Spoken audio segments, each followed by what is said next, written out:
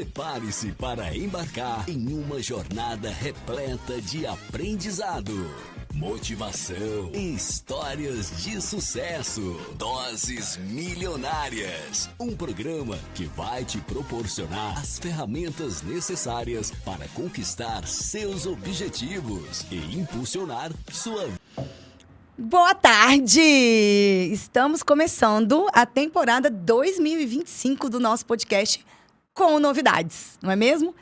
Agora, a partir de agora, eu, Patrícia Casasanta, estarei aqui toda segunda-feira, a partir do 12:30, trazendo pessoas, convidados, profissionais, para falar sobre uma educação disruptiva, uma educação inovadora que transforme, de fato, as escolas.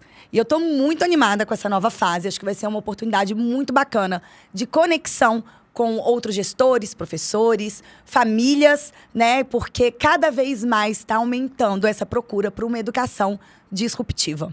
E hoje eu estou muito feliz de dizer que eu estou aqui com uma pessoa sensacional. É uma pessoa que a gente já tem uma conexão há um tempo, né? E a gente já vem trocando muitas ideias, muitas formações, né? Ela já participou de um processo seletivo para a escola sempre, embora não esteja lá comigo, né? A gente está sempre aí juntinho nessa busca por uma educação transformadora.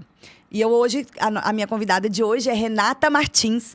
Ela é pedagoga, psicopedagoga, especialista em educação há mais de 29 anos. Ela trabalha também com Mindfulness e Yoga nas escolas para crianças, faz um trabalho sensacional e hoje atua como coordenadora pedagógica. Renata, bem-vinda! Patrícia, obrigada. É uma honra estar aqui falando com você. Eu sou telespectadora do programa, sempre, toda segunda-feira. Então, é uma honra poder ser a primeira convidada. Muito obrigada, isso mesmo. Viu? Toda segunda-feira ela tá... Eu tô aqui. Era terça, né? Na verdade, toda terça-feira aqui, isso. participando. E participa também na nossa comunidade, no WhatsApp, né? Da nossa comunidade disruptiva. Esse movimento que a gente está fazendo, buscando uma educação que, de fato, transforme. Né, Renata? E aí, eu queria que você contasse um pouquinho, começasse contando um pouquinho pra gente da sua história, dessa sua trajetória, até hoje, como coordenadora pedagógica. Então, uma trajetória que já faz tempo. Comecei bem novinha, com 17 anos. E acreditar numa educação inovadora é acreditar numa educação que faz diferença, né? A gente procura todos os dias fazer com que os educadores, famílias, elas entendam o que é isso, inovar, né? Hoje, a gente inicia a semana pedagógica nas maiorias das escolas e quando eu perguntei para os professores o que era inovar para eles, ficaram todos me olhando, né? E parece que eles têm medo um pouquinho do que é inovar, essa resistência da educação inovadora. Então, a gente tem buscado exatamente trazer para eles, alinhar esse planejamento estratégico com o planejamento pedagógico da escola para que eles entendam que inovar não é só o uso de tecnologia, né? Inovar é fazer diferente. É fazer com que o aluno tenha vontade de aprender. E eu acho que é bem isso, né, Patrícia, que a gente procura quando a gente fala de uma educação inovadora, de uma educação que faça diferença, que os alunos realmente coloquem significado naquilo que eles aprendem, né? É isso mesmo, Renata. E hoje você está como coordenadora pedagógica da Escola Cresce, não é isso? Isso. Em Águas Claras. Isso. Eu atuo como coordenadora pedagógica de educação infantil ao ensino fundamental, né? E a gente trabalha na Escola Cresce de Águas Claras, uma escola que a gente trabalha bem educação inclusiva. A gente trabalha muito com altas habilidades, TEA, e é mais um desafio que nós temos aí pela frente. E aí, você foi a primeira pessoa a atuar com Yoga e Mindfulness na educação? Isso. Eu fui a primeira professora de yoga de Brasília para criança, né? Então, a gente trouxe essa nova proposta justamente para trabalhar as habilidades socioemocionais, né? Para trazer a atenção plena. Hoje, as crianças pós-pandemia, que são as crianças que nós atuamos aí na educação infantil e no ensino fundamental, são crianças que vêm muito ansiosas, elas precisam de um equilíbrio, elas precisam de uma tranquilidade, assim também como os educadores e famílias. Então, a gente vem com essa proposta de trabalhar em sala de aula esse equilíbrio, essa tranquilidade, esse foco, a atenção plena, para que a gente possa realmente fazer diferente, né? Trazer uma aprendizagem significativa, uma aprendizagem que ele realmente possa colocar em prática aquilo que o professor ensina em sala de aula. Então, a gente vai fazendo o alinhamento, né? Cara, que bacana, Renata. E é interessante porque a gente que está aí na gestão da escola, né? Então, diretores, coordenadores, gestores escolares no geral, a gente precisa de estar atento a isso. A gente precisa de estar atento à nossa realidade atual. Então, você trouxe a questão das crianças mais ansiosas, sobretudo depois da pandemia, né? Que a gente vê realmente um aumento, e acho que isso todo mundo concorda que as crianças, quando retornaram, mesmo as que já frequentavam a escola, quando retornaram aí para a escola, final de 2020, início de 2021, né? Porque aqui em Brasília foi quando a gente retornou, elas voltaram, no geral, mais ansiosas. E aquelas que tinham nascido, né, em 2020 ou até 2021, porque a gente, agora, a partir de 2023, começou a receber essas crianças na educação infantil, parece também que elas já nasceram mais ansiosas do que em relação às que nasciam antes. Né? A gente tem que estar olhando para isso, a gente tem que estar atento às tendências, ao que o mundo está trazendo hoje, né? E olhando sempre para o futuro. Porque, senão, de repente, a gente está fazendo uma educação como a gente fazia há 30 anos ou mesmo há 5 anos antes da pandemia. Olha só que interessante, né? Que você trouxe, cara, em 5 anos, de 2020 para 2025, já mudou tanta coisa e hoje a gente precisa de uma nova educação. E aí tem a parte de mindfulness, de atenção plena, ela é essencial, né? Mas tem outras coisas que a gente precisa de trazer para dentro da escola, né? E a gente precisa de ter esse olhar enquanto gestor para poder planejar o nosso ano, né? Você está falando hoje que está começando a semana pedagógica lá com a sua equipe. A nossa a gente encerrou na sexta, porque as nossas aulas voltam mais cedo, voltam já na quarta. Antes também. Então a gente já encerrou. E é mais ou menos a mesma coisa que eu vivo lá também. Quando você fala de uma educação inovadora, a equipe dá uma travada, né? Tem uma resistência. Isso acontece com os professores. Eu acredito que você sinta isso com as famílias também, né? As pessoas parecem que têm medo da inovação. Você percebe isso? Eu percebo, e o que eu percebo de mais, o que me chama mais atenção é que quando a gente fala de inovação, dá um susto, né? Porque você fala de inovação e se você perguntar hoje para uma equipe, tanto de professor quanto de pai, você fala de inovação, o que é a primeira coisa que vem na sua cabeça?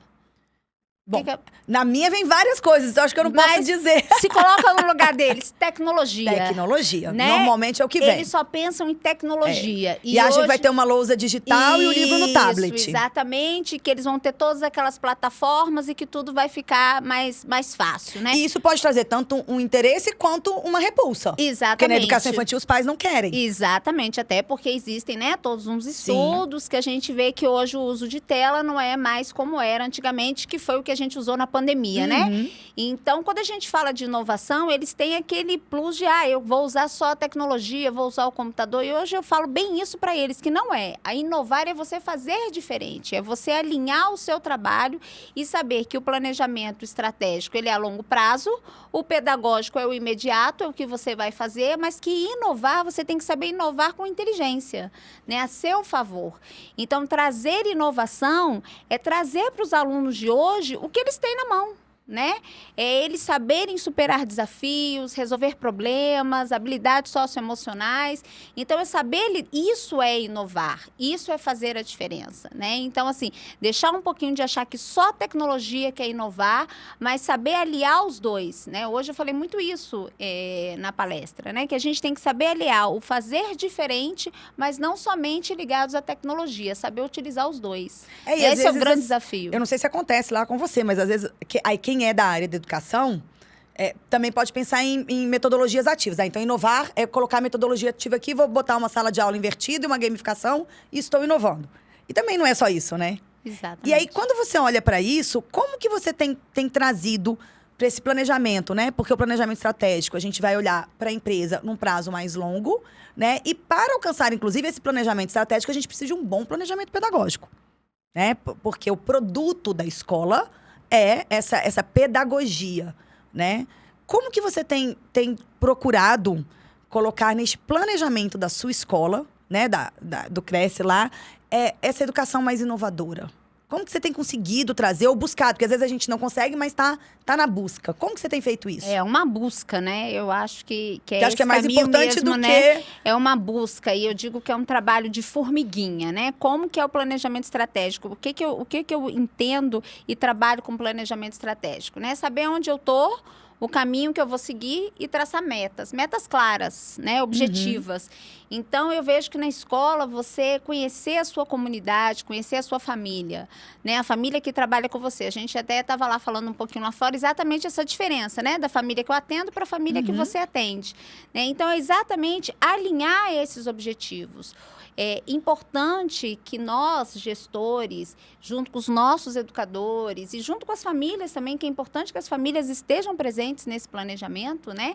Que a gente entenda o que a nossa comunidade quer, para que a gente possa trabalhar e atingir os nossos objetivos. Porque cada comunidade tem os seus objetivos, tem as suas, né, as suas coisas específicas que a gente precisa ir atrás, precisa buscar para poder entender como trabalhar com aquela comunidade. Então, o meu planejamento estratégico, junto com o meu planejamento pedagógico, ele é claro, ele é objetivo e a gente sabe a meta que a gente quer atingir.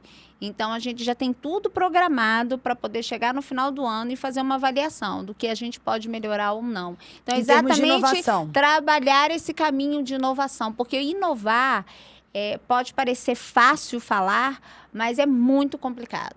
Né? Quando você fala em inovar, você causa medo. Chegar, exatamente. Né? Tem que ter esse objetivo. E não é meter os pés pelas mãos. Eu acho que a gente tem que ter muito cuidado com o modismo, sabe, Patrícia? Hoje em dia, na educação, nós temos várias palavras bonitas, né? Frases muito bonitas. Inovação é uma delas. Né? Exatamente. Que aí até a gente banalizou, né? As pessoas olham para a inovação só como essa parte tecnológica ou, no máximo, metodologias ativas e começou a banalizar. Exatamente. E aí a gente vem aí com soft skills, com isso, com aquilo, e é muito bonito, mas e aí na prática, né? Mesmo o Mindfulness, quando a gente fala, é atenção plena, né? Eu tô aqui agora, quer dizer, se eu tô aqui conversando com você, eu tô aqui agora, não importa o que está acontecendo lá fora, importa o aqui e agora. Então, são muitas palavras, muitas metodologias, mas que a gente não sabe definir. Então, é importante que a gente tenha muito claro dentro do nosso processo pedagógico, dentro das famílias que a gente atende, dentro dos nossos profissionais, né? Quem são eles e aonde a gente quer chegar. É muito importante isso. Então, a minha escola e a sua escola são diferentes, sim. Atendem públicos diferentes. É certo ou errado? Não. Ok, mas vamos trabalhar para eles. Né? Então, é isso que a gente tem que entender. É isso que a gente tem que ter muito claro, né? Enquanto gestores.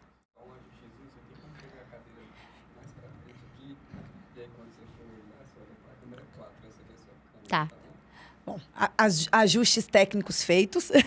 Vamos pensar aqui um pouquinho, porque eu e a Renata, a gente já se conhece aí, acho que agora 2 anos, né, Renata? Acho que uns 2 anos e pouco. E nessas nossas trocas, eu vi a Renata várias vezes angustiada. Né, assim, na história dela, na trajetória de estar... A gente não precisa falar quais são as escolas, obviamente.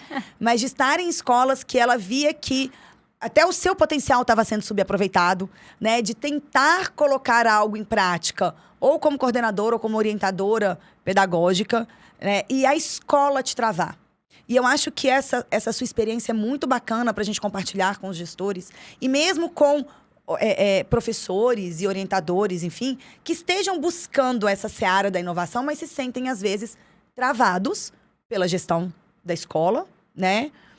E mesmo com os gestores, né? Que para a gente também ter essa noção de que, cara, eu tenho uma pessoa aqui que está querendo inovar, né? Vamos trazer isso, vamos dar palco. Fala um pouquinho dessas suas angústias, disso que você viveu buscando essa inovação. Então, Patrícia, é interessantíssimo isso que você falou, porque me remete a uma frase que uma vez eu escutei de você. Da questão de que o professor, ele não tem que ser somente um professor, não desmerecendo ser professor, mas ser especialista naquilo que ele faz.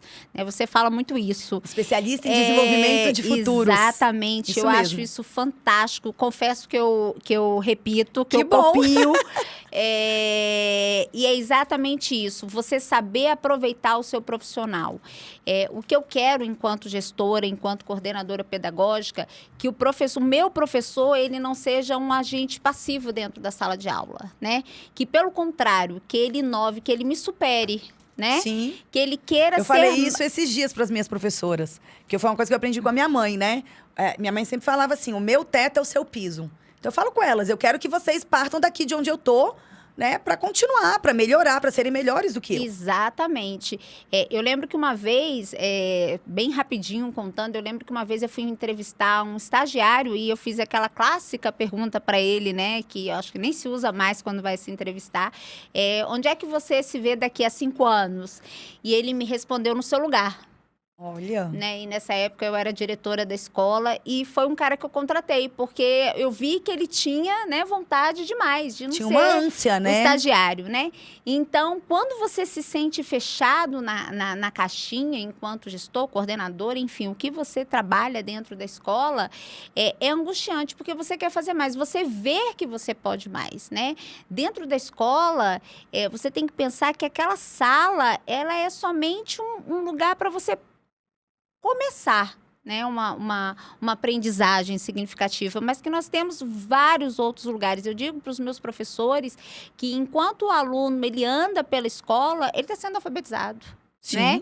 Ele não precisa de um livro, ele não precisa de uma folha xerocada, dele olhar um cartaz, dele olhar uma planta, dele olhar um mural, ele já é alfabetizado. Então, você poder inovar e você ter uma dona de uma escola, né, um gestor de escola que te deixa inovar, te deixa trabalhar, isso traz um conforto muito grande, porque você acaba passando isso para sua equipe. Uhum. Né? A equipe tem vontade de trabalhar, ela fica motivada, né? Ela tem vontade de fazer diferente. Aí vem a inovação. Né? Aí ela quer mostrar um trabalho diferente. Então, estar hoje na escola Cresce, que é uma escola que quer fazer diferente, me traz ser uma gestora também inovadora. Né? Trazer os conhecimentos, trazer o que você fala, né? Ser especialista em desenvolver seres humanos. É isso que a gente quer. Né? A gente quer que eles saiam donos de si. É até muito interessante, porque eu costumo dizer que a inovação vem quando a gente olha para o mundo, para as tendências e aplica na prática, na escola, para resolver problemas reais. Né? Foi assim, por exemplo, que surgiu uma escola sem sala de aula, que é uma inovação que a gente trouxe em 1999 na Escola Sempre. Foi assim que surgiram as turmas multidade. A gente tinha problemas reais que a gente precisava de resolver. Começamos a olhar para fora e dizer, ok, vamos trabalhar assim, porque aqui no Brasil ainda não era uma tendência, em 1999, as metodologias ativas. Mas isso já estava vindo lá nos Estados Unidos e Canadá. Minha mãe estava fazendo mestrado. A gente começou a olhar para este local e falou, ok, se eu agora vou trabalhar com projetos, eu não preciso necessariamente de uma sala de aula. Né? E como que eu faço para aproveitar uma área verde tão maravilhosa, né, e não deixar o professor dentro de sala? Né? Porque o professor termina ficando ali, porque ele tem aquele espaço. Aquilo é seguro, é a zona de conforto. Exato. Né? Então, aplicar essas tendências na prática, no dia a dia da escola, para resolver problemas que a gente efetivamente tem, problemas reais, é uma inovação. Né? E as inovações vão vindo assim. E aí, quando a gente olha para o mundo hoje, né, hoje começa o Fórum de Davos, na Suíça, e com ele a gente tem todo ano o relatório do futuro dos trabalhos. Né? Sim. E aí tem aquele rol de habilidades do futuro, as habilidades importantes de 2025 a 2030. Então, assim, isso eu acho que é uma coisa legal da gente olhar para poder, como você falou, trazer isso para dentro da escola. Né? Então, trazer as soft skills, que de soft skills não tem nada, elas são bem mais complexas nesse sistema de ensino que a gente tem hoje de trabalhar. Né? Olhar um pouco para essa coisa da inteligência artificial, que eu tenho certeza agora, eu dei uma olhada rápida, mas a gente vê que tem muita coisa realmente tecnológica de inteligência artificial, e olhar para esses lugares e trazer isso para dentro da escola. Como que você hoje tem feito isso, né, nesse seu lugar de coordenadora pedagógica com a sua equipe? Né? Por exemplo, pensando agora numa semana pedagógica, né? Como que você tem conseguido olhar para esse mundo lá fora e trazer para a sua equipe, né, esses pequenos pontos, às vezes, de inovação, né? De entender, por exemplo, que a alfabetização não é só no livro didático. Como que você faz isso no dia a dia, assim, na prática? Então, esse ano a gente foi inovar mesmo, né? Trazer bem diferente. Então, eu já comecei com um convite da Semana Pedagógica, né? Já comecei a trazer para eles a gamificação. Então, a gente já começou a usar o Kahoot, né? Então, assim, tudo assusta muito eles, Patrícia. E eu vejo que é importantíssimo quem está nos escutando, provavelmente professores e orientadores, coordenadores, gestores, capacitação de equipe. sabe? Eu acredito que seja de extrema importância essa capacitação. E aí eu digo o seguinte, as minhas professoras e a toda a equipe que eu trabalho sempre, palestras que eu vou dar, formações para professores, que o conhecimento é nosso. Né? Então, que conhecimento ninguém leva da gente. O conhecimento que eu tenho aqui com você hoje, ninguém vai me tirar. Eu vou levar para onde eu for. Então, eu estou trabalhando com a minha equipe exatamente que elas tenham esse sentimento, essa ideia, que o conhecimento que elas estiverem comigo, que elas trabalharem, são coisas que elas vão levar para a vida delas. Né? Então, inovar também é isso. É eu querer fazer diferente primeiro para mim. Porque se eu fizer primeiro para mim, eu com certeza vou fazer isso para os meus alunos também. Então, quando a gente fala de habilidades emocionais, você vem falando aí, né? É que os professores também tenham isso com eles. E a gente percebe que isso é difícil. Desenvolver eu não primeiro sei nos professores. como é que é a sua equipe, né? Mas eu acredito que isso a gente conversa com vários gestores e é uma angústia que nós temos. É você desenvolver primeiro isso na sua equipe. Você ensinar isso aos seus pais, ensinar as famílias. As famílias hoje vêm muito ansiosas para a gente, né? Não sei como é que é no seu, mas eu acredito que seja a mesma coisa, né? Então, eles queriam, e aí, o que meu filho vai aprender? Primeira coisa que eles me perguntam... Vai sair daqui lendo e escrevendo? Exatamente, na educação infantil. Mas eu queria ver o currículo. Eu falei, pai... Vamos ver o que eu vou desenvolver no seu filho, né? Eu quero que seu filho tenha autonomia, que seu filho saiba resolver problemas, que seu filho seja criança, né? Eu digo que uma educação infantil, que a criança não saia suja, não é uma educação infantil, né? Ele tem que sair sujo de tinta, sujo de areia, ele tem que se sentir feliz. Então, inovar também é isso, é fazer com que a família entenda que a criança vai para a escola ser criança, aprender a se desenvolver. Então, a gente trabalha lá na creche exatamente isso. É planejar para que a criança se desenvolva juntamente com a família. A gente fala muito de professor, muito de aluno, mas a gente não pode esquecer que quando a gente faz a matrícula de um aluno, a gente não vai matricular só o Pedro e a Fernanda, a gente vai matricular a família dele também. E eles precisam entender como é esse desenvolvimento, eles também precisam inovar e a inovação também vem de casa. É verdade. Né? Isso é muito importante. Inclusive, é uma coisa que eu falo muito com os pais, assim. Não adianta você dar uma educação positiva em casa, super inovadora, né? E entendendo aquela criança como um ser em construção. E aí coloca numa escola que vai desenvolver o seu filho para ser um ser humano passivo, né? Ou seja, aquela coisa tradicional, né? Você está tentando dar voz ao seu filho em casa, né, e ensiná-lo a não ser passivo e submisso, e aí, na escola ele está aprendendo a ser passivo e submisso. E o contrário também é verdade. Não adianta nada você também colocar numa escola super inovadora e em casa, né, querer um filho passivo e submisso. Né, os pais lá na Sempre já sabem que as crianças vão questionar mesmo, né, vão perguntar, né, vão querer saber os porquês, né? Talvez você dê uma ordem, eles vão dizer, não quero, e por que eu tenho que fazer isso? Ou seja, você vai ter que trazer um sentido para aquele comando que você está dando, né? Não é uma obediência passiva ali, enfim. E precisa mesmo de estar tudo isso muito junto, né? E eu gostei, Renata, quando você trouxe essa questão, né, de que tem que mudar na gente, porque tem que mudar no professor, tem que mudar em nós, gestores. Né? Então, o que você está trazendo aí é uma coisa super importante, que é a cultura e a mentalidade de inovação. Né? Então, quando você, por exemplo, faz um convite para a semana pedagógica, né? Um comunicado diferente para a sua equipe, usando, de repente, uma ferramenta online aí, para eles já se divertirem jogando, gamificando esse processo. Olha que bacana, você já está dando um tom ali, né? De como que, olha, esse ano... tem uma coisa diferente aqui. Exatamente. Né? Vou sair da zona de conforto. Vou sair da zona de conforto. Talvez algumas nem soubessem usar o Kahoot. Muitas. Né? E como que elas se viraram? Elas foram atrás de você? Elas pesquisaram? Como que foi isso? Pois é, elas me mandaram, ficavam me mandando, né, perguntinha. E aí, como é que eu faço? Falei, se vira, né? Vai tentando. Porque é isso que a gente vai fazer com os alunos, né? Uhum. É exatamente e não essa dá resposta resolução. pronta. Exatamente. Então, a partir do momento que eu não mostrei para elas como é que fazia, elas iam se habituar a fazer isso com os alunos, né? Então, é exatamente fazer essa resolução de problemas, né? Trazer o problema para o aluno e fazer com que ele resolva, e não trazer mais. Hoje, eu coloquei muito isso para elas. Vamos parar de sentar, abrir o livro e ler e cópia. Isso não existe mais. Nós temos uma nova era, nós temos novos meninos, nós temos alunos que hoje eles vão clicar em qualquer botão no celular e eles vão ter todas as respostas, né? Então, é um desafio imenso que nós sejamos mais atrativos para eles do que o celular. Né? Então, colocar a sala de aula é sempre movimento, é movimento. E essa ainda mudança... mais na educação infantil e no ensino fundamental, anos iniciais, né? Movimento. A criança é corpo. É corpo. Ela precisa estar em movimento, inclusive, para aprender. Corpo, sentimento, emoção, ela é isso. Vontade, né? Eles têm que querer ir ali. Ali, o que me deixa mais feliz dentro de uma escola é quando a criança vai embora e chora.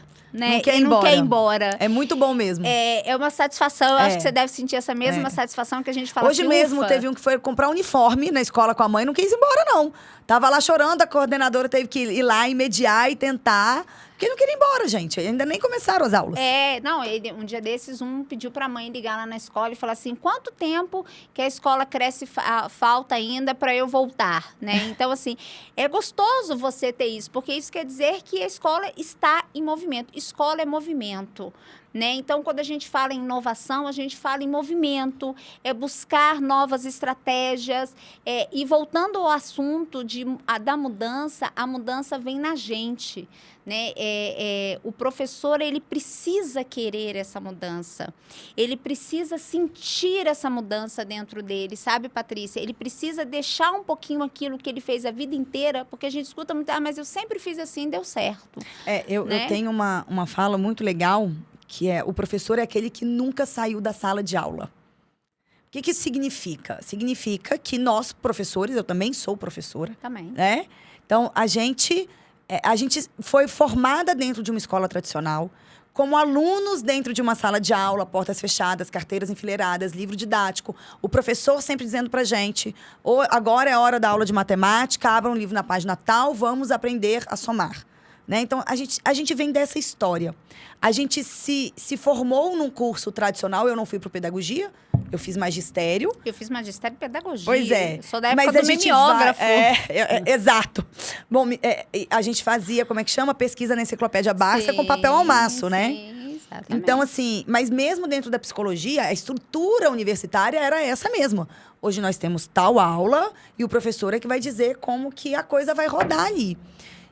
E aí a gente tem professores que nunca saíram de sala de aula, né? E que a gente, de repente, precisa deles, mais inovadores. Precisa saindo dessa caixa. Porque se tem uma coisa que a pandemia mostrou pra gente nem adianta mais falar em educação fora da caixa. Lá em 2020 eu falava em educação fora da caixa, né? Professor fora da caixa.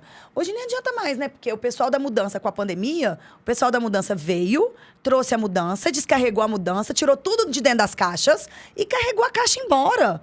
Não é que agora a gente vai sair da caixa. Não tem mais caixa. Acabou o tempo. Acabou, né? Então, já deu. Como que a gente traz, como que você vence no dia a dia, né? E você assumiu lá, vai fazer um ano, não é isso?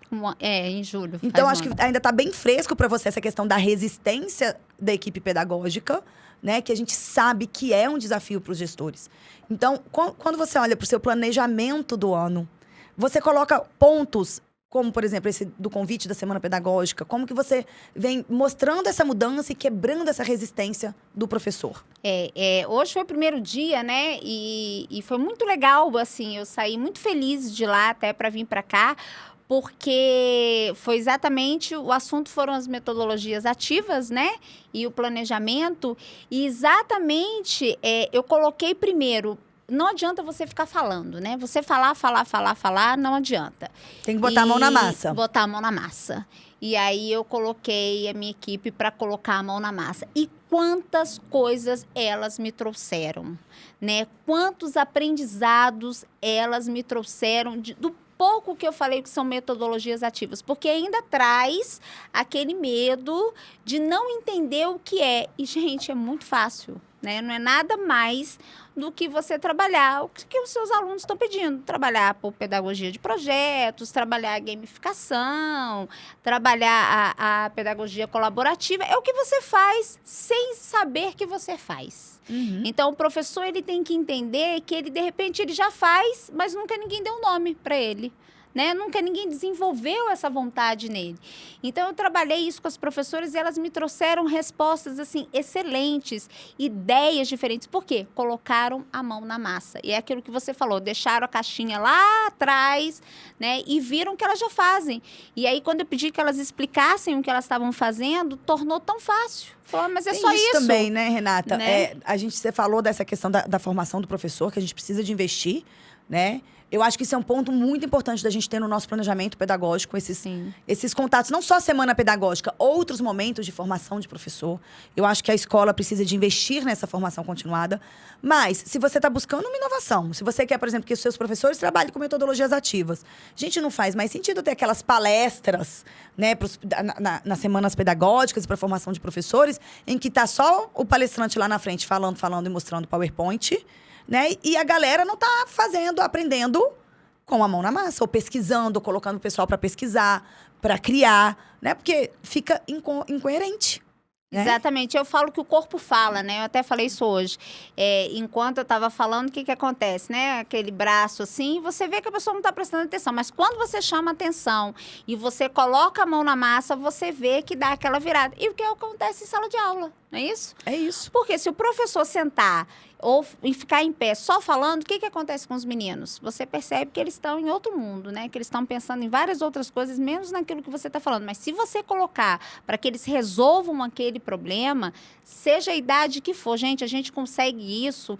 E a Patrícia está aqui, que não me deixa mentir sozinha, dos pequenininhos até os maiores. A gente pensa que não, né? A gente pensa assim, como é que eu vou fazer com uma criança de 2 anos? E eles têm respostas fantásticas. Vou contar um caso aqui bem pequenininho. No final do ano passado, a gente começa a ter procura, né? De matrícula.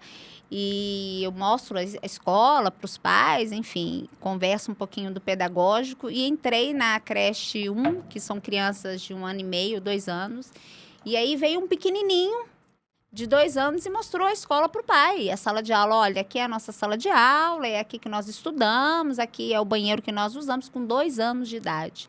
O pai até brincou comigo, falou que eu ia perder meu emprego, né? Que ele estava vendendo melhor a escola do que eu.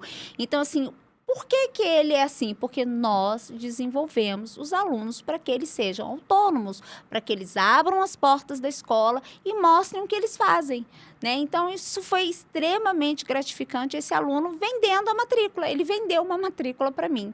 Então, o que a gente diz isso? O aluno é um aluno motivado, é um aluno que faz, é um aluno que resolve problema, é um aluno que, desde pequenininho, entendeu o que é aquele âmbito dele. É um ambiente escolar. Se vem alguém aqui conhecer, eu vou dizer o melhor do que eu posso da minha sala de aula. Né? Então, olha como isso é incrível, com uma criança de 2 anos. Eu achei isso aí, me marcou legal, demais. Porque aí você vê, né, como tudo que você vai fazendo ao longo de um ano, né, de realmente colocar o aluno no centro do processo, né, dessa questão do protagonismo. Todo esse trabalho que a gente investe formando a professora para que ela possa trabalhar desta forma, aí você vê o fruto disso. Exatamente. Né? Isso é muito, muito bacana. E eu acho que a gente precisa de olhar para a escola. Uma escola é uma empresa, eu sempre falo isso. Uma escola é uma empresa, ela precisa ter a sustentabilidade dela, né? E a gente precisa de olhar para esta empresa com todas as áreas. E aí, uma dessas áreas vai ser, por exemplo, a área de vendas, né? Então, assim, aluno vende a escola mesmo. O professor que está lá, que está empolgado, que está animado, ele vende a escola, né? Ou a gente perde venda por causa de uma criança, por causa de uma família que às vezes está lá, né? Que não está satisfeita, enfim. Então, eu acho que é importante a gente olhar e olhar para esse lado de como que eu posso projetar a minha escola, que é uma empresa, né, para continuar crescendo e tendo esses ganhos. Né? Porque, Renata, é difícil mesmo vencer a resistência das famílias, também acredito que seja uma outra dificuldade sua. Como que você fez nesse 1 ano aí que você está lá? Porque eu imagino que algumas coisas que você foi trazendo, talvez as famílias, e aí? Né? Será que meu filho vai aprender a ler e escrever, por exemplo, se ele não tiver um livro didático? Né? E olhando para essa escola empresa, a gente precisa atender o nosso cliente. Sim, Como que você faz isso? Sim. O acolhimento da família, ele é essencial, né? Eu falo muito que a família, ela não pode deixar de ser atendida nunca, sabe, Patrícia? Ela tem que ter sempre a resposta. Não é a resposta que ela quer. A gente tem que ter muito cuidado com isso. Quando Ser a gente... ouvida é diferente de fazer o que a família quer. Exatamente. E a gente tem que ter muito cuidado quando a gente está numa escola, à frente de uma escola, e a gente achar que a gente tem que falar para a família o que ela quer ouvir para vender. Não, não é isso. Ela tem que ouvir o que a gente faz. E a gente tem que provar para ela que o que a gente faz é o melhor naquele momento para o filho dela. Tá? Então, trazer a família para a gente e fazer com que ela acredite naquilo que a gente faz é exatamente mostrar para ela que ela está ali dentro, que ela pode confiar no que é o trabalho que a gente faz, mas que nem sempre ela vai ouvir aquilo que ela quer ouvir. Tá? E quando a gente faz isso com a família, e eu te digo isso sem ter medo, a família confia na escola e ela não tira da escola de maneira alguma. Porque ela entende que nós sabemos o que a gente está fazendo. Na educação tem uma coisa muito engraçada e você deve viver isso. Todo mundo é educador. Já reparou isso? Com certeza. Todo pai mundo que chega, você vai ao médico, você escuta o médico e se você não Opinando gostar, sobre você vai em outro. Né? Mas você mas inclusive a gente vê os médicos opinando sobre a educação. Sim. Né? O que deve ou não deve ser feito. Exatamente. E a gente, um dia desses, eu atendi uma mãe pediatra e aí ela veio dizer para mim, não, eu já sei tudo. Não, a senhora não sabe tudo, a senhora sabe da saúde, eu sei da educação. Né? Então, todo mundo sabe um pouquinho, todo mundo é professor. Mas quando a gente mostra para a família que nós sabemos o que a gente faz e que nós estamos... Que não é achismo. Exatamente, né? Que tem todo um estudo, que tem todo um planejamento. Aí a gente volta lá no planejamento. É importante. Tem um planejamento, ele traz para a gente uma segurança. Quando eu me planejo, quando eu sei o que eu quero, eu trago segurança na minha fala. E eu trago segurança para a família. E a família tem que acreditar naquilo que eu falo. Eu falo para os pais que quando um pai vai conhecer uma escola, matricular, ele tem que sair com o coração leve. Ele tem que saber que ele deixou ali o maior tesouro dele e que as pessoas que estão ali dentro vão fazer o melhor. Que nós somos especialistas nisso, né? Nós sabemos o que nós estamos fazendo. A gente não faz porque a gente acha que vai dar certo. Não, tem todo um estudo embasado, tem todo um planejamento, tem todo um trabalho. Essa é uma diferença, né? A mãe pode achar que este é o melhor para o filho. Uma mãe, um pai, eles têm direito de achar, né? Então, eu acho que essa escola é melhor para o meu filho, eu acho que comer cenoura é melhor do que comer chocolate, e ela pode até ter embasamentos para isso. Mas ela está no direito de achar. O pai está no direito de achar que uma escola assim ou assado é melhor. A gente não tem esse direito. A gente sabe. Exato. A gente precisa de pesquisar, a gente precisa de entender, a gente tem fundamentos teóricos, filosóficos, científicos para embasar esse planejamento. Né? Exatamente. Afinal de contas, é para isso que tem uma coisa chamada proposta pedagógica, que é o planejamento mestre, né? Para poder embasar um planejamento pedagógico daquele ano, para aquela idade, enfim. Né? Então, a gente não tem esse direito. E é muito importante esse limite que você está trazendo. Porque normalmente não é um limite que pai e mãe, avó, porque hoje em dia... E é muito bacana a gente ver avós, tios, tias, né? Participando mais. Não é um limite que eles gostam muito de receber, não. Eles não gostam, mas quando você coloca para eles a segurança de que você traz para ele o melhor, né, que o seu trabalho é o melhor daquilo que ele acredita. Então, a sua proposta de escola pode ser diferente da minha, que é diferente da outra, mas que se adapta ao que cada família pensa, né, ao ambiente familiar, mas entender que ele deixa ali, é como se fosse mesmo um consultório médico, né? Ele deixou ali para que a criança seja tratada e para que a criança seja trabalhada. Ele tem que acreditar. E não falar para ele o que ele quer ouvir, mas sim o que a criança vai ser trabalhada. É importante a gente ter isso.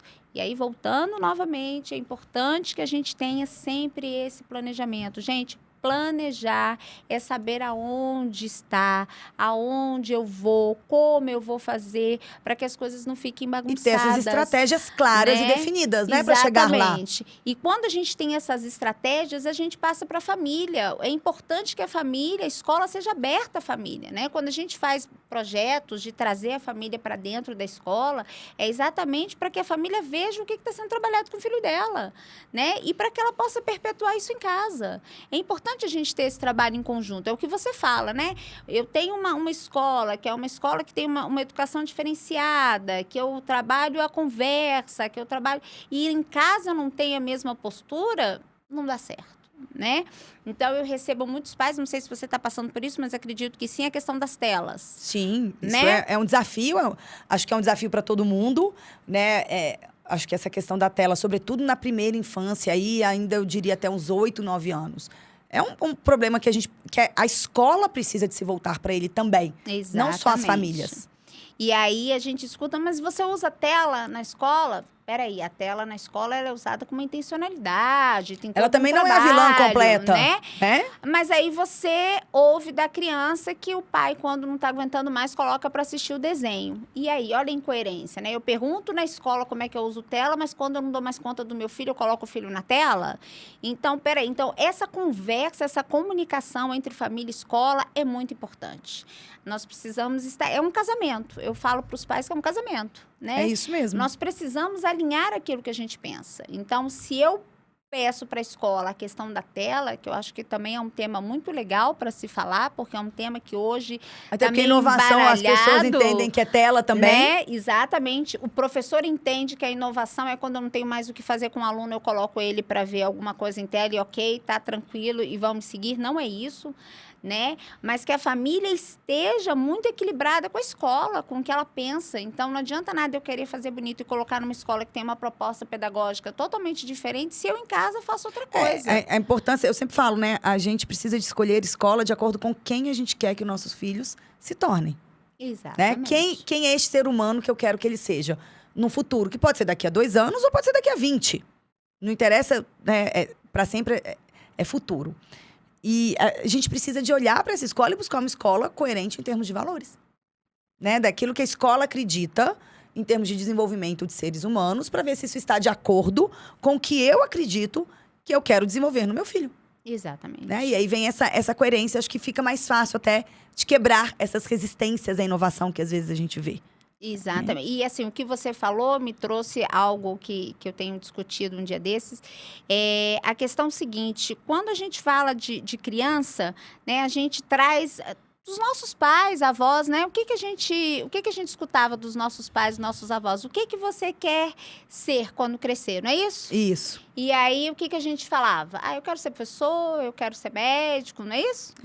E se a gente for parar para pensar, o que eu quero ser quando eu digo que eu quero ser professor, eu quero ser advogado, eu quero ser médico, é, na verdade, o que eu quero ter, né? Qual é a profissão que eu quero ter? E aí, esse ter me traz o quê? Me remete ao financeiro, né? E se a gente começar a perguntar para os nossos alunos e para os nossos filhos, o que você quer ser? Olha a diferença. Na verdade, não é nem o quê, é quem, né? quem você quer ser. Sabe? Então, essa pergunta, porque o que você quer ser quando crescer? Eu quero ser médico, eu quero ser advogado, eu quero ser professor, enfim, sei lá, qualquer que seja a profissão, né? O ser, entre a profissão, me remete ao financeiro, né? Mas quem eu quero ser mesmo? Aí, o que eu quero ser quando eu falo de profissão é o que eu quero ter. Agora, o que eu quero ser é quem eu vou ser. E isso tem que estar muito aliado também à educação que vem da escola.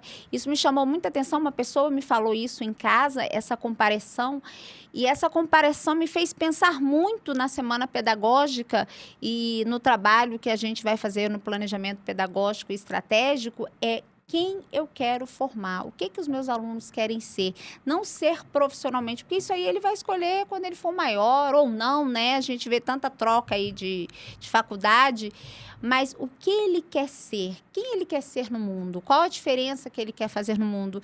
E, Patrícia, eu vejo que a gente tem que formar os nossos alunos hoje para eles fazerem a diferença, sabe?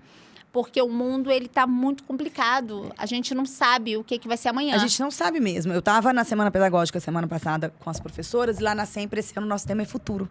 Né? Olha, a gente vai discutir com as crianças o futuro do universo. Eu não sabia, viu, gente? Olha aí, o futuro do universo e o universo do futuro, né? Então, a gente, na verdade, começa fazendo um resgate ao passado, né? Então, lá da pré-história, dinossauros, as primeiras civilizações. Depois a gente vai vir para as grandes descobertas, porque para projetar o futuro a gente tem que olhar de onde a gente saiu. Sim, claro. Né? Vamos chegar no momento atual, porque a gente precisa de olhar para a nossa realidade.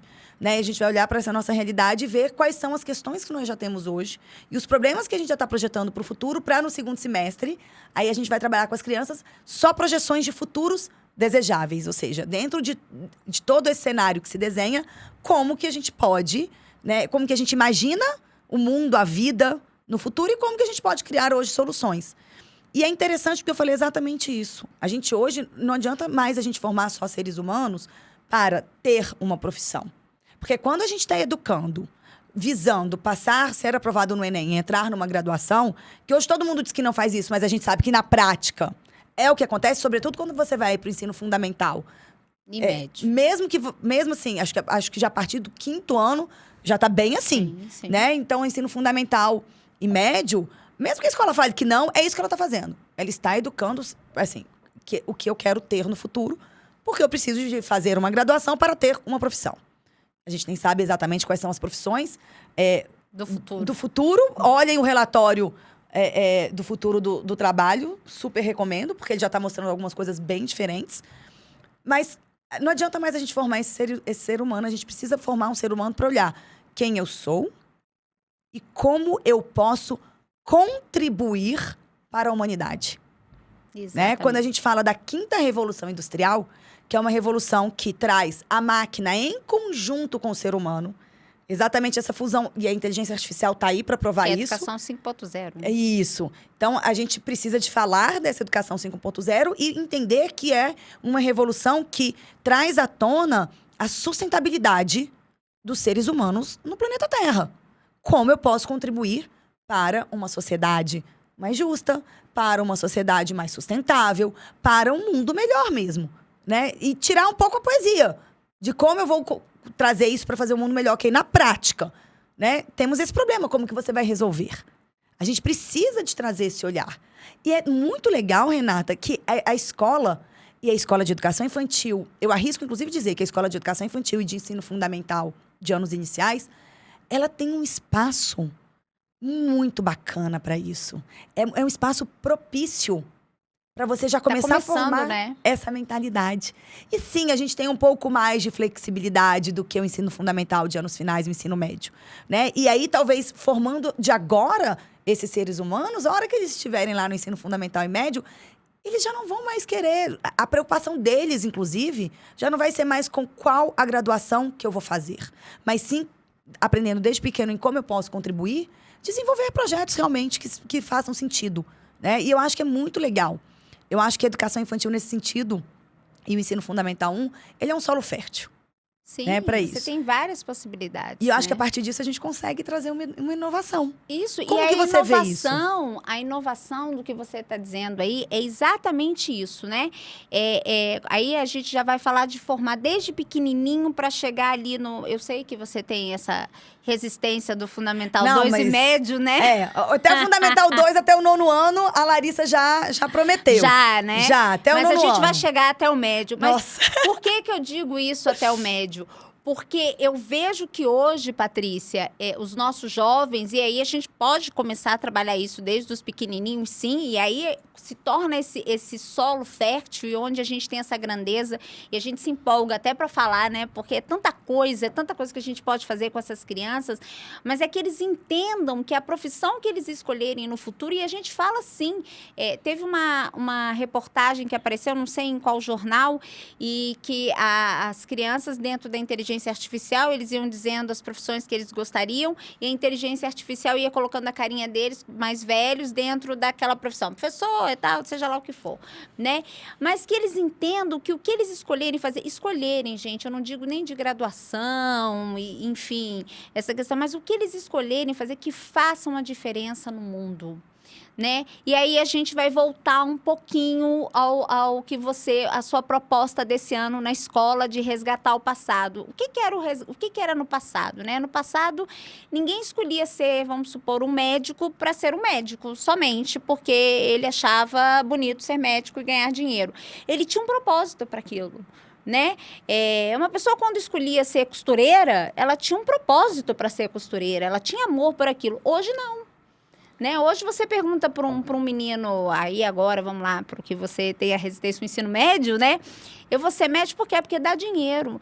Mas então a gente tem que começar a colocar na cabecinha das nossas crianças que elas têm que fazer diferença no mundo, independente do que elas vão ser. E a gente até vê que essa questão do propósito se perdeu um pouco quando a gente vê o índice de pessoas infelizes trabalhando. Exatamente. Claro, assim, tem locais de trabalho que são insalubres, inclusive do ponto de vista emocional e mental. Sim. Mas a gente vê como aumentou a quantidade de médicos, advogados, Afastados. engenheiros, né? Que Professores. eram pessoas muito mais satisfeitas. Professor, eu acho que continua aumentando, mas sempre foi um índice altíssimo, né? Sim. De pessoas insatisfeitas e de adoecimento mental. Mas a gente vê profissões que sempre foram consideradas, né, como desejadas e com pessoas com alto índice de satisfação, ou pela questão financeira, ou pela questão até de contribuição, né? Sim. E é isso, assim, as pessoas adoecendo e não querem. Por quê? Porque talvez aquilo ali não estava alinhado com uma visão de futuro, com uma contribuição, com aquilo que essa pessoa efetivamente pode trazer. E isso passou pela escola, né? Isso passou pela escola, sem E dúvida. isso passou pela educação infantil. Então, olha como é importante que desde pequenininho a gente já trabalhe com os alunos esse sentido de o que eu quero ser no mundo. Ô, Renata, você me trouxe agora, e assim, isso já é uma coisa fora da realidade da escola sempre há muito tempo. Mas eu sei que ainda é realidade em várias escolas de educação infantil, que é trabalhar as profissões, fazer projetos sobre as profissões. E eu até fico pensando, não estou colocando aqui uma questão... Se é certo ou se é certo ou errado, Sim, né? sim, Assim, tô sim. só levantando aqui uma questão, porque você falando agora me veio, né? Será que o fato da gente trazer isso como um objeto de estudo, né? Ali nos estudos sociais, ou ciências, enfim, como um projeto educacional sobre profissões, sobre o que eu quero ser quando crescer, ou a profissão da mamãe, ou a profissão do papai, ou enfim, será que a gente não está contribuindo diretamente mesmo para essa imaginação da criança de que só se eu escolher uma profissão dessas, que são reais hoje, é que eu tenho um bom caminho, é que eu vou ser alguém. E isso já é uma forma de se direcionar para um vestibular, né, para uma graduação. E será que a gente não está contribuindo para essa falta de propósito? Porque, afinal de contas, a gente não está perguntando para a criança quem ela quer ser. É o que ela quer ter. É o que ela quer ter. E aí é muito legal, porque ano passado, na Sempre, a gente trabalhou com filosofia. E foi lindo o Foi trabalho. lindo, né? Você viu um pouco, eu acho muito bacana. Eu sou apaixonada, você sabe disso. Que bom. É muito interessante, porque a gente fez, sim, um dos temas geradores foi exatamente quem eu quero ser. Né? Quem eu sou hoje. A gente trabalhou com as crianças muito dentro do autoconhecimento, quem eu sou hoje, quais são os meus poderes, ou seja, os meus maiores talentos, aquilo que eu tenho de muito bom, e quem eu quero ser. E aí, claro que no início, quando a gente perguntava para as crianças quem eu quero ser, sempre vinha. Eu quero ser um médico, as próprias crianças, gente, de 3 e 4 anos já direcionam para isso, sem a gente falar. Porque Sem tá a gente ali no falar modelo nada. mental, porque alguém já falou, porque enfim.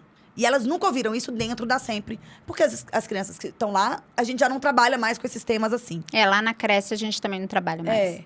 E aí, é muito legal que a hora que a gente foi aprofundando, fazendo mais questionamentos, inclusive, saíram umas coisas muito bacanas, do tipo, eu quero ser um bom pai, eu quero ser uma pessoa legal, eu quero ajudar os cãezinhos. Então, assim, saíram umas respostas, assim, muito mais de acordo com o propósito de vida dessa criança. Né? Então, é muito bacana. E eu fico pensando nessa nossa responsabilidade, enquanto gestores escolares, porque a gente não pode jogar tudo nas costas dos professores. Sim. Nós, gestores, é que estamos ali fazendo este planejamento. A gente é que está dando... Porque o planejamento, ele traz uma direção, um direcionamento, né? Dessa nossa responsabilidade enquanto gestores. E, claro, a gente está falando aqui muito de uma esfera privada, onde talvez a gente tenha mais liberdade. Por exemplo, em termos de currículo, Sim. né? Sim. Mas eu acho que, em certa medida, também cabe para os gestores de escola pública, né? Da gente refletir sobre essa nossa responsabilidade em termos de planejamento, em termos de direcionamento e voltar isso para uma educação que transforme, para uma educação inovadora. E hoje eu coloquei bem isso, Patrícia, e hoje lá na Escola Cresce de Águas Claras, a gente trabalha o planejamento com o nome de trilha. Uhum. Tá? Para que dê exatamente esse lado de trilhar, né? De caminhar. Da jornada. Né? Da jornada, do caminho, porque o caminho ele é árduo. né? Ele é um caminho difícil. Quando a gente fala de educação, parece que não, a gente fala assim com tanta facilidade, né? Com tanta tranquilidade, que parece as pessoas que não conhecem, não estão ali no dia a dia, não sabem o quanto é difícil, o quanto é denso para a gente, né? Uma energia densa. Então, quando a gente também fala de trilha, e você fala do seu currículo em mosaico, né? Que a gente traz exatamente esse trabalho que vai, que vem, que a gente pode modificar. Sim, pode modificar sim. Quando a gente perceber que não está indo para o lado que a gente quer. Mas que a gente trilhe esse caminho, que a gente planeje, que a gente esteja em algum lugar, que a gente saiba onde quer chegar e que a gente transforme as nossas crianças em seres que querem mudar alguma coisa no mundo, que querem fazer a diferença. Nós formamos para fazer a diferença. Nós formamos os nossos professores para fazerem a diferença aonde quer que eles estejam. Então, se eles hoje estão na Sempre, se eles hoje estão na Cresce ou em qualquer outra escola, mas que eles façam né? a que a gente diferença. Forma pro mundo. Exatamente. A gente coloca no colo, a gente abraça e a gente quer isso, né? Que a gente tenha algo melhor. Então, não esquecer que a escola, planejamento da escola, ele vem sempre com gestão, professor, aluno e família. A gente não pode esquecer disso, né? A família, ela também é a base do nosso planejamento. Bacana, gente. Sensacional esse papo, Renata. Acho Obrigada. que a gente gosta pouco de falar sobre isso, a gente ficaria mais tempo. Ficaria, né? viu? Já fica o convite para uma outra vez você vir e a gente conversar. Vamos falar da importância do yoga. Sim, aí no outro momento a gente vai falar, porque ela desenvolve um trabalho super bacana. E eu queria agora que você compartilhasse com o pessoal como que eles podem entrar em contato com você, suas redes, enfim, para continuar esse papo. Então, gente, eu tô lá na Escola Cresce Águas Claras como coordenadora pedagógica. Se alguém quiser ir conhecer a escola, conhecer o nosso trabalho. E o meu Instagram é Creative Yoga de Futuri _. Se alguém quiser me buscar também nas redes sociais para entender um pouquinho do Mindfulness, entender um pouquinho do que a gente faz, ou procurar no Instagram da escola também, Escola Cresce Águas Claras. Nós estamos à disposição de todos. E agradecer muito a você, Patrícia. Você sabe que eu sou sua fã número 1000, né? Você, Larissa. A escola sempre, para mim, é um exemplo. Eu me miro muito no trabalho de vocês para fazer o meu também. Então, você, para mim, é um exemplo. Agradecer imensamente o convite. Fiquei nervosa. Falei, meu Deus do céu, gente. né? O que eu vou Nem falar? pareceu. A gente fica nervosa porque é sempre um prazer estar ao seu lado, viu? Eu te admiro muito. Obrigada, Renata. Para mim foi um prazer ter você aqui. Obrigada. Quando eu estava pensando em uma pessoa para convidar, eu queria uma pessoa que já estivesse trilhando aí junto com a gente, né? Essa busca por essa educação transformadora. Queria que fosse alguém da nossa comunidade, o primeiro convidado, que estivesse com a gente lá. Né? Então, fico muito feliz que tenha sido você. Obrigada. A gente vai seguir juntas, né, esse caminho. E, com certeza, a gente levando educação inovadora para mais e mais escolas. Eu queria realmente agradecer. Me despedir aqui do pessoal. Semana que vem, a gente não tá aqui, mas daqui a 15 dias eu volto com outro tema super bacana. E deixar também o convite das nossas redes sociais, né? @SempreDisruptiva, onde eu falo um pouco sobre a educação disruptiva para as escolas no geral. Tem as redes sociais da Escola Sempre, se vocês quiserem ver como que a gente faz isso na prática. As minhas redes sociais, @Patrícia Casasanta. E nessa quarta-feira, dia 22, eu vou estar ao vivo no YouTube. O link está lá no Instagram da Sempre Disruptiva para você poder fazer a sua inscrição numa masterclass exclusiva, trazendo um pouco sobre esse planejamento pedagógico com um checklist para você inovar na sua escola e já pensar estes momentos de inovação ao longo do seu ano. Vamos lá participar com a gente? Obrigada. A gente vai encerrando aqui. Obrigada mais uma vez, Renata. Obrigada, Patrícia. Até logo. Até a próxima. Leonardo Rabelo. Prepare-se para embarcar em uma jornada repleta de aprendizado, motivação e histórias de sucesso. Doses Milionárias. Um programa que vai te proporcionar as ferramentas necessárias para conquistar seus objetivos e impulsionar sua vida pessoal e profissional. Doses Milionárias.